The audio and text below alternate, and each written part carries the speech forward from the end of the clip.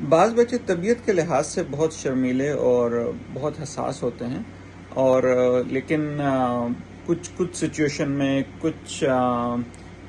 जगह पे या कुछ एक्टिविटीज़ में वो काफ़ी शाय होते हैं, लेकिन अदरवाइज़ खेल कूद में वो सही होते हैं, पढ़ाई में ठीक हैं, खाना पीना ठीक है, दोस्तियाँ ठीक हैं और बाकी चीज़ें जो है ना उनकी डे टू डे एक्टिविटीज़ ठीक होती हैं, लेकिन ज़्यादा बड़ी गैदरिंग में वो ज़्यादा घुल मिल नहीं जाते। तो ये मिजाजन कुछ चीज़ें ऐसी होती हैं कि जो बच्चों में कॉमन होती हैं। इसमें कोई मसला नहीं होता, ऐसा नहीं होता खुदा ना खास्ता इनको कोई बीमारी है, लेकिन ये ज़रूर है जिस तरह आजकल के दौर में कम्युनिकेशन जो है वो एक बहुत बड़ी एक एबिलिटी होती है। नो मैटर कि आप पे कितने अच्छे नंबर हैं, कितनी अच्छी डिग्री है, लेकिन अगर आपको बात करने का तरीका नहीं आता, कम्युनिकेट नहीं करते,